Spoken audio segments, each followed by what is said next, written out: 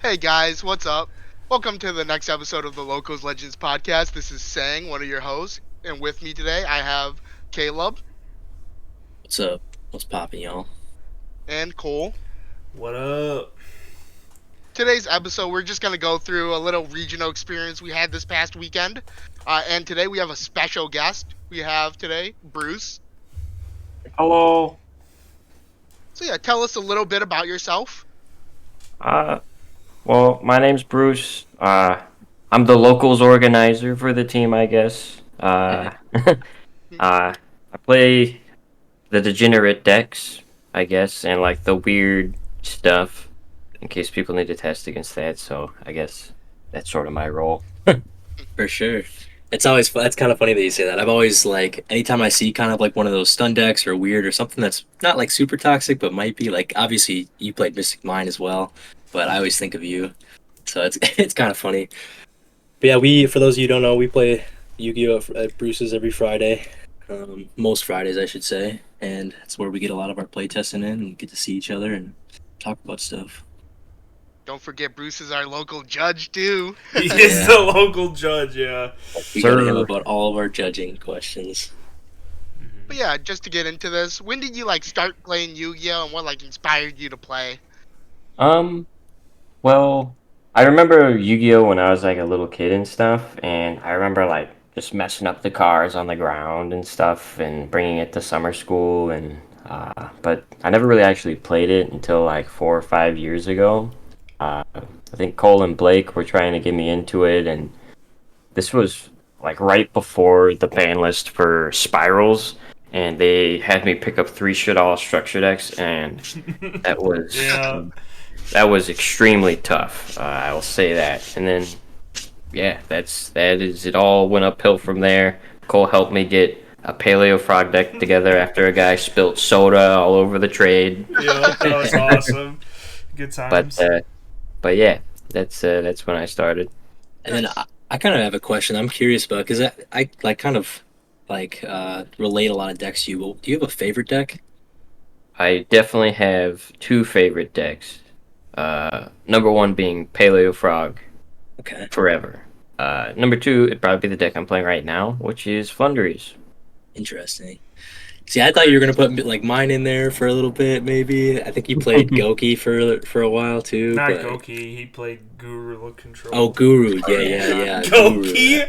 Oh, You think, Yeah. you think Chris would ever even pick up a Goki card? Probably not. That'd be funny. I see Chris more of as like a control player than a combo Yeah, player. for sure. Definitely. Mhm. It's frustrating, but Yeah. it's okay.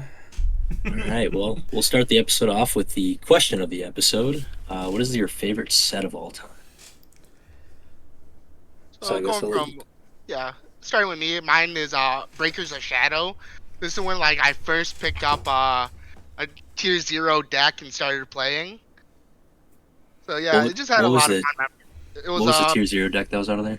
Pendulum, Perform Power Pepe. Pendulum, Pepe. Pepe, Pepe, yeah. Makes A deck that sense. lasted 2 weeks. Hey, I won a Yu-Gi-Oh day facing 4 Pepe mirror matches. That was nice. That's funny. Next up, Yeah, my favorite set's gotta be Secret Slayers. I mean, Rock came out of that set. Nobody really cares about Rika or Eldritch, but Rock. Hey now.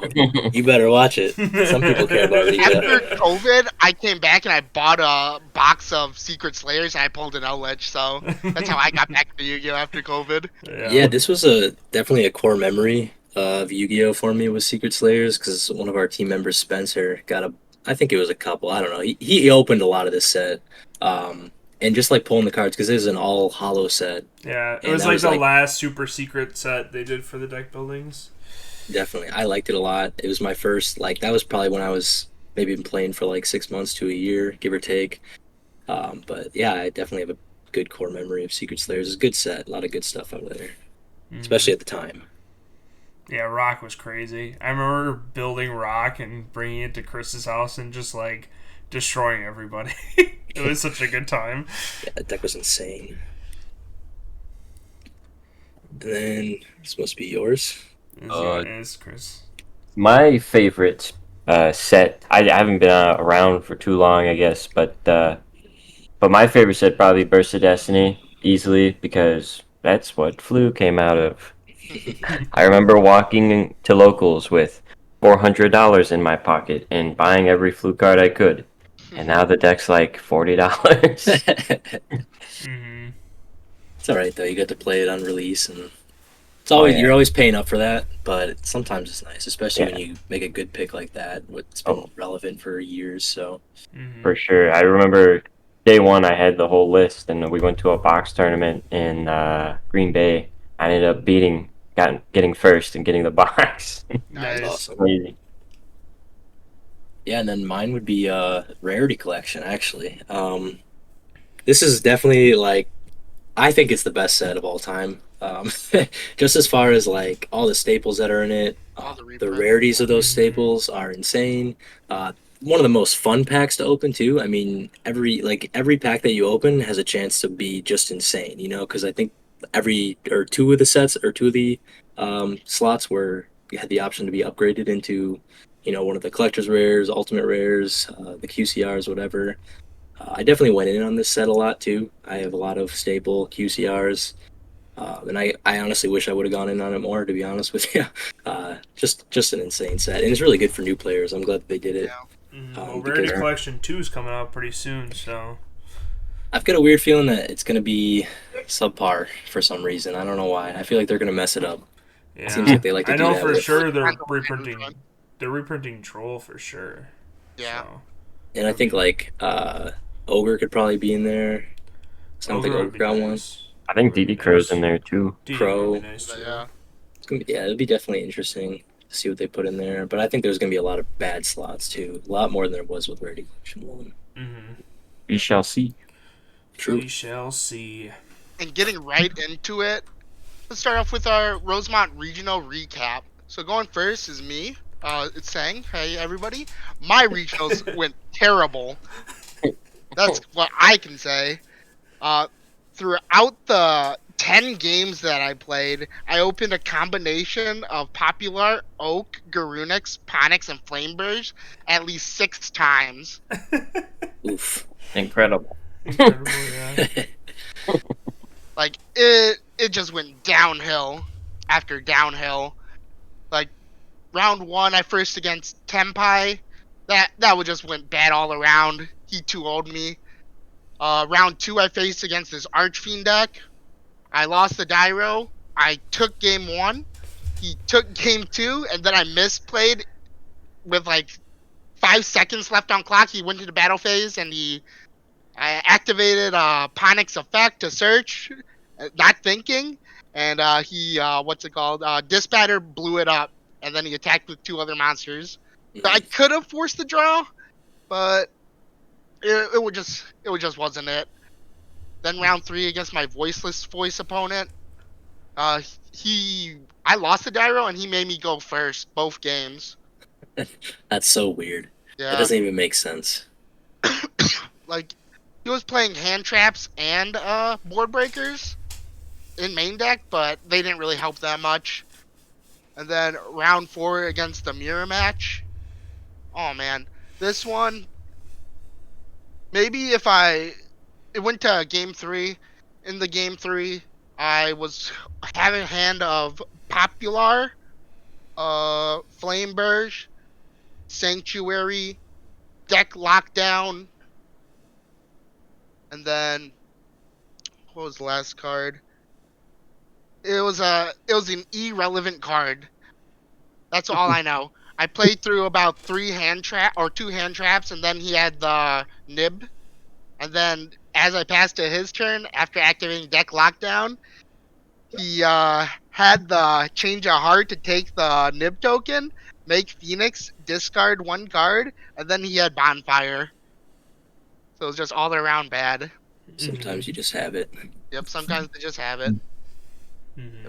Then going over my deck list, I think it was a pretty standard list. 3 Ash, 2 Diabellstar, 3 Droll. I played 2 Effect Veiler and then 1 Mourner, just for like the hand trap lineup, and then 3 Imperm and 2 Nib to go with the crossouts. Mm-hmm. But Then I played the Fire King engine in it, and the ratios was 1 Arvada, 2 Kirin, 1 Ponix, and 1 Garunex. With that is for the spells. I had 1 Sanctuary and 1 Fire King Island, so pretty standard list all around. Mm-hmm. For the side deck, nothing much. I played Forbidden Droplets in there. I think that worked out pretty well. Is there Then anything That you think you? card's. I hate Ch- that card. The card's yeah, insane. what was Sorry, that, Caleb? I was just gonna ask if there's anything you change about the list, but I think you're still probably going through it. What I changed about the list? I think I would probably cut the Mourner and maybe cut the Nibs, maybe, or just play 1 for the For the cross cross out, out. and then play Ogres in here instead. Yeah, Ogre's That's a insane. good pick. Honestly, like I didn't play Nib in my list, and I didn't really miss it too much. If I'm being honest with you. Yeah, those are pretty standard Fire King list though. Fire King Snake Eye. It's Yeah, just I think it looks good. I guess one question I kind of have is the deck lockdown. Did you get a lot of use out of that, or how was it when it came up? in testing it came up. Uh, the only time I opened it up, or I actually opened up 2 times against the Voiceless Voice game 2. But yeah, it came up. It's another floodgate. Nothing much Yeah, to say about it. I think it really works well against Snake Eyes because they can't special from deck if they search pop, or when they try to. But yeah, it just stops searching. It's a good card. I like it. all right. Is that everything you got to say? Yeah, nothing else. It was just All an right. unfortunate experience. Yeah, sometimes that happens. I know I've definitely had quite a few regionals like that where it's X2 drop. Oh yeah, I feel Never that. feels good, but it is what it is. Alright, moving on. My regional experience was a good one. I had a lot of fun. But round 1, I went against Hero, won the dice roll, and the only notes I have for that game is Shifter, Shifter again, and then plus Harpies for game 2. So I just sacked this guy. That's all I Real got quick, from. what deck were you playing? Oh, I was playing Centurion, and the profile's on the channel if you want a more in depth. But yeah, and then round 2 went against Voice's Voice. This was definitely my favorite game of the entire day. Because it was a guy that I played at the last Rosemont Regional, and he was playing Voice's Voice, which is what I watched him with at the last Rosemont Regional. And he said he built the deck because of me. Made me feel a little bit good, as I was just getting absolutely demolished. But he also said that the best part about this was game 2, I impermed his low, and he opened up the continuous spell. And he did this combo, and he was telling me about how he watched a YouTube short about it, and it turns out it was our YouTube short. And so Caleb taught my opponent how to beat me. It was a really good feeling. But Yeah, if you ever want to beat one of us, just watch our stuff. yeah. We'll tell you how. Don't worry. But yeah, it was a super fun round. And then round 3 went against Snake Eye Pier. And it was a pretty grindy game. He ended up forgetting to set the cross out for my bonfire, which secured me the win. But it was a good round. And then round 4, this guy just absolutely demolished me. This guy playing Tempai. I won the dice roll, and I made Crimson Dragon, and he droplets me, and then just did shenanigans with Tempai, and then game 2, I made him go first, and he Ancient Fairy searched Secret Village, and then made Hida. I was like, oh, this is awesome. So, and I had 4 spells in hand, and I was like, oh, this is awful. So I lost that one really hard. Round 5, this is another cool opponent. This guy was super high spirit. He was probably one of my more favorite opponents of the day. But he was playing Goblin Vikers. But yeah, I won that one. I calamity locked him twice. Poor guy. And then Raid Raptors was round 6. Not really much to say about that game, except that this is the round that the judge almost gave me a game loss for my field center. That was really cool. And then round 7 went against Cash. This was a super smart player. He played under Nib, He like just set up the right boards. He was definitely a good cash player. And then my round 8 when it gets Dark Magician Bestial Snake Eye. This is definitely like a a low table like deck you see at regionals, but too old that guy. I had to teach this guy what Calamity did. Saying got to witness that. That was awesome. Yeah, that was interesting. Yeah, he thought if he got rid of Calamity that the effect went away. That was a pretty tough time explaining that to him. He didn't true. understand what a lingering effect was. But you know, that's alright. Everyone learns. Yeah, I'm sure he won't question it anymore. he probably not. No. And then my last round was against Pearly, and I lost the dice roll. 2-0 this guy, threw a 9-map Noir, and yeah, I feel really good about this game because I totally worked this guy. But yeah, and that was my recap, and then going to my deck list, because obviously I just put this on the channel, but I don't really think I would change anything about this list. But it's basic Centurion, just add Shifter. You're playing Bonfire in there. What do you think about that? Bonfire is awesome.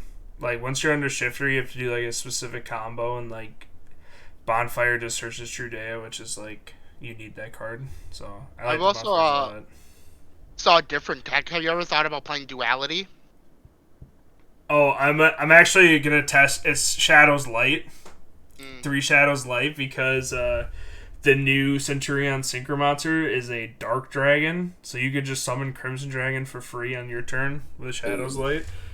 That's really good. It is really good. It opens you up to Nib, but, I mean, if you could get Cosmic Blazer out, turn 1, oh my god, it'd be so good. So I'm going to test around with that and see if that's worth playing or not. But, Heck yeah. yeah, Alright. moving on. And then you bubbled too, right? You took 53rd, it was top 48. Yeah, I took 53rd, top 48. Just a couple more tiebreakers probably would have had it. Yeah. But that's alright. So yeah, this was mine. I ended up going X2-1. Round 1 I played against Branded, lost the dice roll. This was one of those games where it was like early in the morning and I just was not playing optimally. I misplayed a ton. Really nice player. After, as you can see, I didn't do well in the beginning, so I was pretty low tables. But I caught back up with him, so he was kind of cheering me on because obviously he wanted his tiebreakers to be better. So kind of nice to see that, just the camaraderie.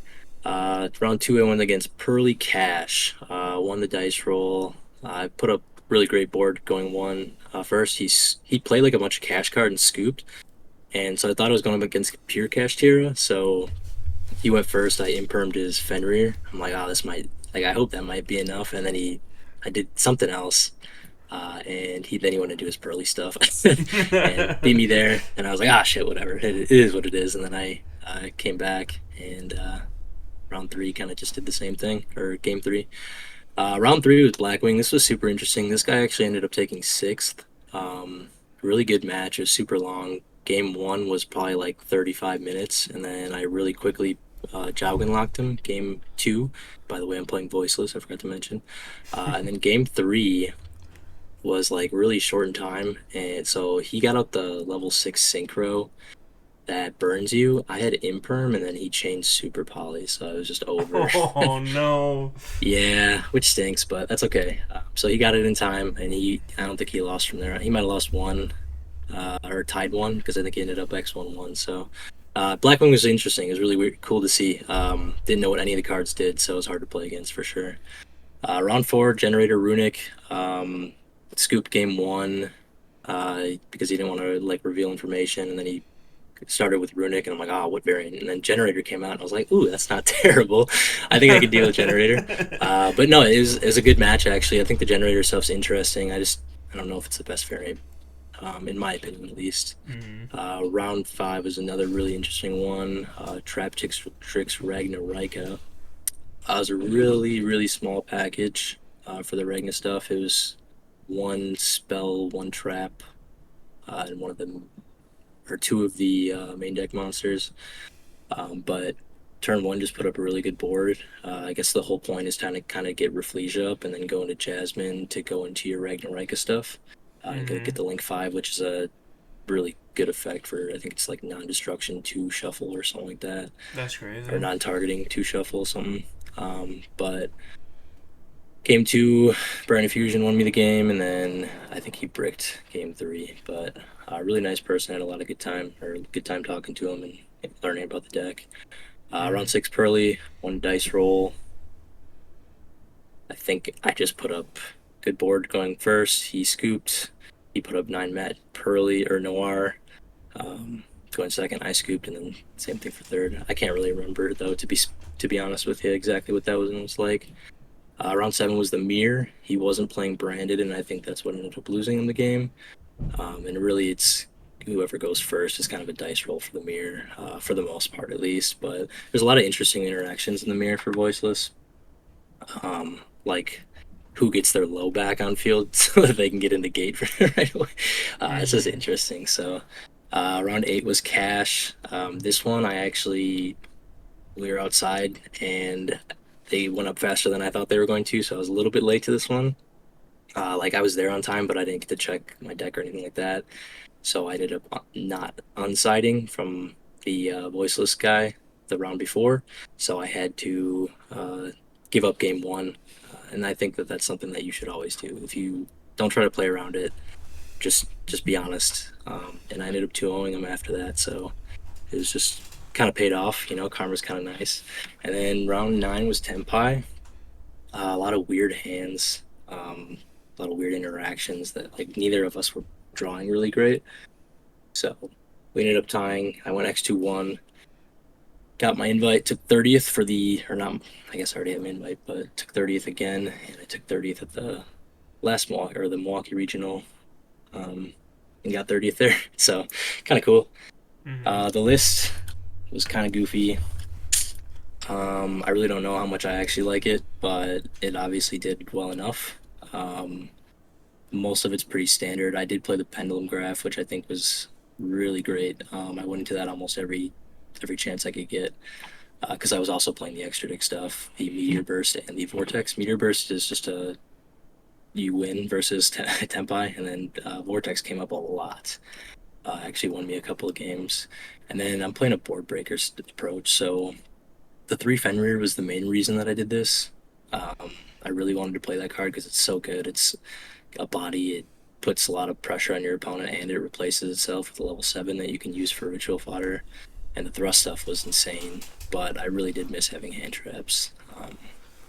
Sometimes you're just not able to break certain boards. So I don't know if I'd change it. I think I will, but see. Side was fine. I do see one card in there that is not in everybody's side. I don't think so. My one fun card for this was Banquet of Millions. For those of you who don't know, you can banish your extra deck face down and then banish the same random number of your opponent's extra deck. So this was just a fun thrust target. I actually didn't get to resolve it. There was a lot of chances I could have, but it would have just lost me the game because D-Barrier or like Brand Fusion is better. But I did get to resolve it with 1 second left. Game 3 of the last round. 4-9 though, because I prosped the one we ended up tying. But it was just fun. I don't know. I wanted to get it resolved in one day or one time of the day. I think a lot of us had just kind of like pretty, like it wasn't really a dominant matchup. I saw 2 Pearlies, which kind of stunk because I really didn't want to play against Pearly, but I ended up doing okay against them, so it didn't really matter. Nice. All right, moving on. Chris. Well, this is weirdly enough, this is like the best I've ever done at a regional. This is like my 4th or 5th regional I went to, and I mean I had a good time. There was a lot of tension, a lot of tensions because I won my first 4 rounds, and I don't know. I think around round 3 I was starting to get like nervous, especially the round 3 opponent. I think I've seen him before. He's a really strong player. So, but my round 1, also you can see. Thank God I didn't go against any Pearly. I was playing Flu. I dodged the bullet there. But yeah, round one I went against Snake Eye Pure. That guy was actually he was pretty new. I think he said it was the second regional he ever went to, and he was a cool guy. Fortunately, I drew evenly every game and kind of blew him out, so didn't have too much of a chance. Round two, I went against Pure Snake Eye again. This was a really long game that ended up going into time, because game one was like a grind fest between me and him. Uh, like game one, I kept like banishing the Flamberge off of Stree and stuff, and I would stack his deck with like Nib, and he would just scoop after that. But game two was getting close into time, and he ended up taking a while for his turn, and I was doing my normal plays and ended up getting the quick play spell, and I basically next turn set the trap, booked all of his monsters because he had a ton of level ones out, and kind of just clogged his board, and I just won by having the quick play spell and gaining life points off of it. Nice. Round three, I played against Dragon Link. Game one, he just immediately scooped, so I was kind of scared of what he was playing because I guess he couldn't play through like an Impin. He also tried to do the battle phase trick to me. The huge tip to any flu players: if they have evenly, just take it. Just leave the trap. You'll be good. You'll live. They're not dealing damage to you because they passed their battle phase, so you're fine. But he was a really strong player. Really smart guy. Round four, it was another one of those where he scooped game one immediately because he bricked. Perhaps I got lucky. Game two, I didn't really have the greatest hand. I couldn't really play through the one Mirror Jade he made with the hand I had because my inboard would just be a trap with Impin, and then game two would really just turn into a grind fest that I don't think I would win because Branded's really tough for Flu, so I just ended up giving him the game, and we went to game three. And I won it because he accidentally special summoned Cartesian attack position against my Impin. That's right. Don't do that. Yeah. Round five, I went up against Snake Eye Pure. This guy was really smart with timing his Appaloosa negates. It's like he knew exactly what was in my hand. It was really annoying. So I lost game one, and game two I bricked, so I lost it. So I lost to my own deck. Love it. Round six, I went against Snake Eye Fire King. I played against Darian, really good player. He's just really good. He outplayed me. That's all I can say. I lost game one and game two. He played through Shifter really well. I mean, what can I say? Round seven, I went against Tenpai. I had no chance. There's no goddamn way. I would make my imp in, he would change a heart, do Tenpai plays, lost game one. Game two, I set up a larger board of 2 imp in and a Apex Avian. He change of hearts the Apex Avian. I negate it so he doesn't get it. He thrusts into Regeki, and then I lose. Oh no. Not good. Round 8. Oh man, I thought I was gonna lose this one. Raid Raptor, unaffected card effects, guys. Man. Game 1 was tough. He put out the big 4K guy, and he had Ultimate Falcon out. There's no way I'm beating that. Game 2, I got lucky, drew into Featherstorm. He couldn't really play the game through Featherstorms. I don't think a lot of people can. So, won game 2. Game 3, he bricked, summons like Raider's Wing, and sets 2 and passes, and I just play the game, and he loses. So, good to see the bird versus bird, that my birds were better than his birds. So. Nice. Round 9, I hated this matchup because it just reminds me of the tier format against tier Lightsworn. It's basically the same thing as tier format before. It's, if I get D-Shifter, I win. If I don't, I lose. And that's what happened. I didn't see D-Shifter or Dive High or anything, so I didn't really have a chance against him. So, and he hand ripped me fucking 5 times, so Oh my very cool. gosh. Love hand rip. Good mechanic. Yeah.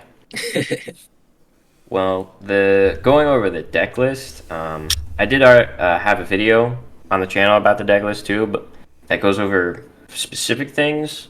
But this is a pretty like fairly standard build. The only, I guess, weird thing you would see about it is that I'm playing 3 evenly, I guess, and 1 Di-Fi. I was thinking about running 2 Toucan, but I thought the Di-Fi would be a lot better for like protection against Droll and stuff like that. And um, thinking about like graveyard decks and stuff of Fire King, and Snake Eye, it's a little bit harder for them to play through it while I can play through it perfectly fine. The evenlies at 3 helped me tremendously. I think I'm gonna keep it that way. Oh, nice. I might even go do like a full going second build. I don't know. I think that could be really good. Yeah.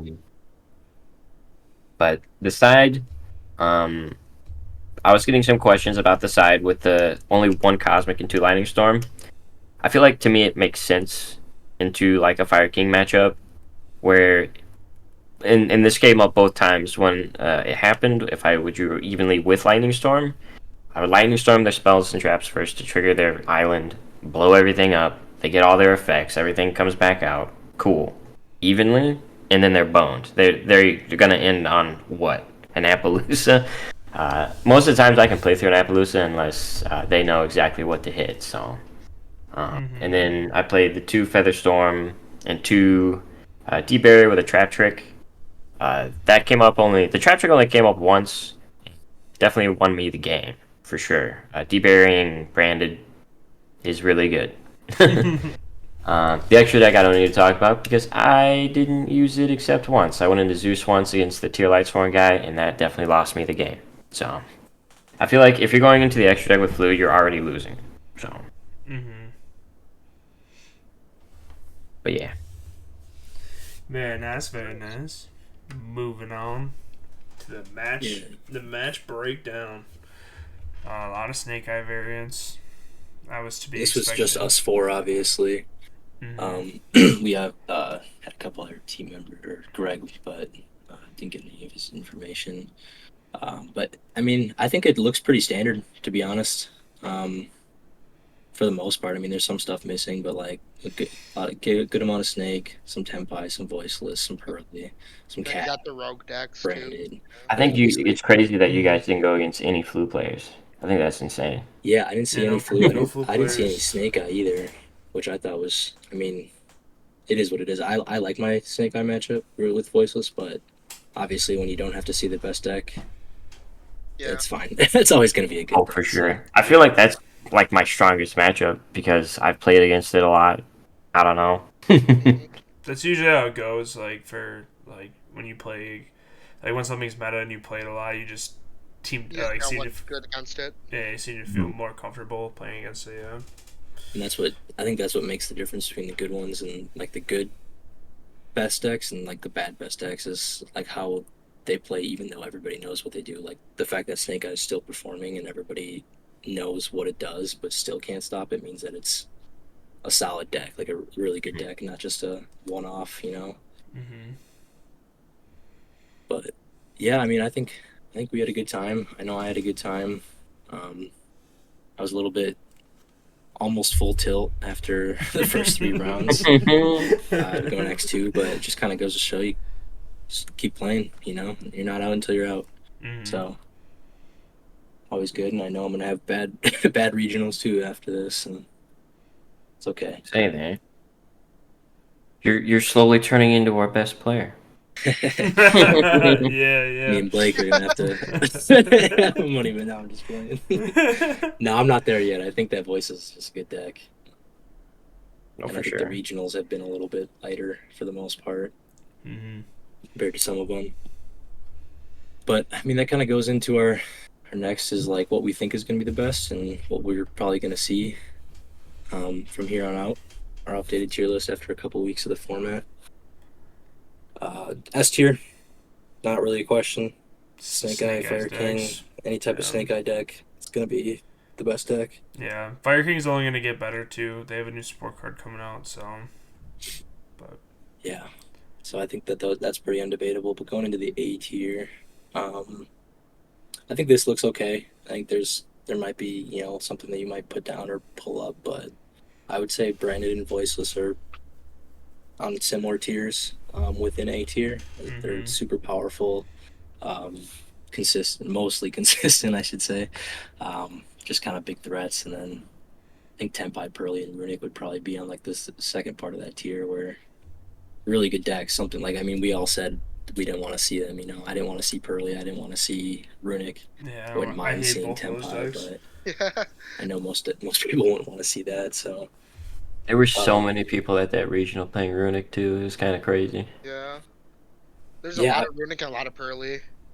definitely, and that's kind of what I was expecting the Pearly just because Delicious came to two, so people kind of want to try out the new, or not the just try out the new stuff and how it works and see if it's as good as it should be. But Mm-hmm. um, I was definitely surprised to not see Runic Stun and just see a lot of different Runic variants. At least me personally, obviously, I thought Runic Stun would be the best version, but I didn't really see it a lot, even like looking around the tables.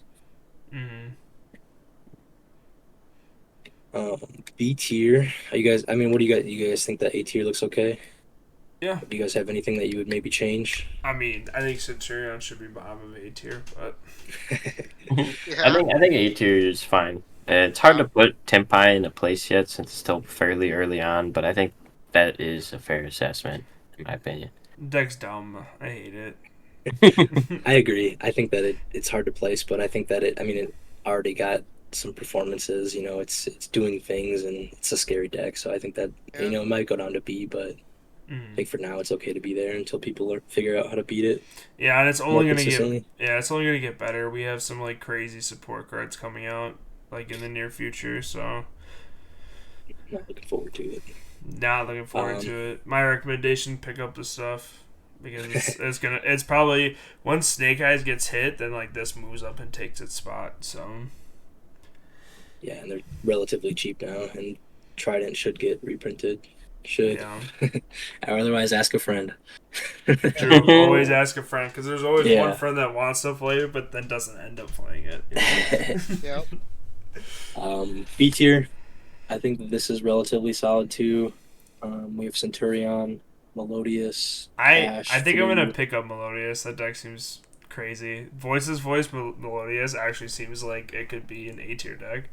I just think it's going to be a better engine, like you just Mhm. said, kind of like something to get out of. Like is it like Ostinato is full combo. Like you get I think it's Appaloosa and a rank 4, Mhm. uh, and like it's without a normal summon too. So it's I think it's gonna be really good as an engine, but I also think it'll perform as like a archetype as a deck without any other supplementary engine or archetype. Mhm.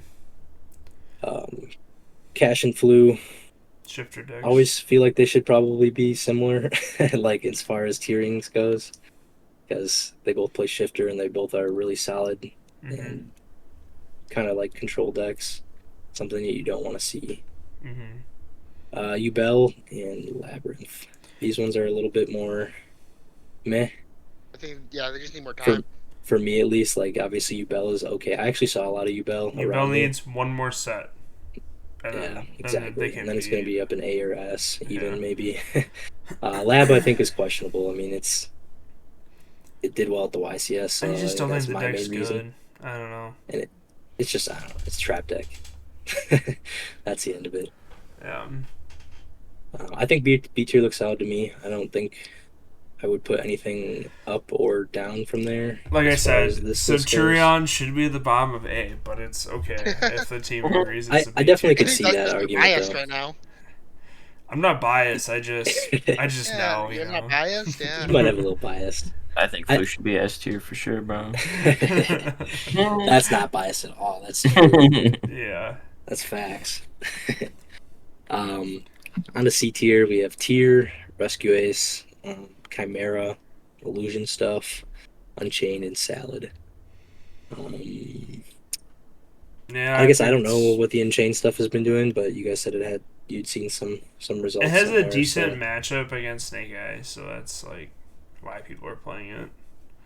and I think it's going to be an engine too. I like it. With the U-Bell stuff is going to be really good, or any type of Fiend stuff or anything that needs destruction might be a solid option, especially if Sharvara comes off the list some more, which it definitely might. Tier is always scary. I never want to play against Tier, especially the Lightsworn stuff, since I don't know exactly what it does, but I know it works, which is scary enough for me. Rescue Ace, Fire Deck. It just kind of fell off, you know? Like, Yeah, I think the inherent bricks are tough and a lot of targeting negation, and I don't know. I think it could be better if more people played it. yeah, it is kind of weird. People just like drifted away from this deck. It was like the best deck, and then now it's in our C tier. Like, Well, it's because out of the fire decks, the Snake Eyes with Fire King are just better. yeah, they can utilize Princess a lot more. And the Snake Eye stuff more. Like, Yeah. Rescue Ace is just playing D-Bell Star and Wanted, which is okay, obviously, but Snake Eyes cards are so good. They're insane as a deck. I told you guys. You did. I was actually thinking about that the other day. I remember you're going on and you're like, it's gonna be good, I promise. Yeah, I even brought it to the YCS, dude. I was 5-0 at the start. It was just tier. Yeah, it was tier. But I had Snake Eyes cards in there to make Trish, dude, my boss monster. Trish is a Snake Eyes boss monster. Nice. I think the Chimera Illusion stuff is interesting. I think it gets way better with was it Apprentice? Yeah. Apprentice Magician. And they're just gonna keep getting support, a couple cards every set, and eventually it's gonna start becoming a problem.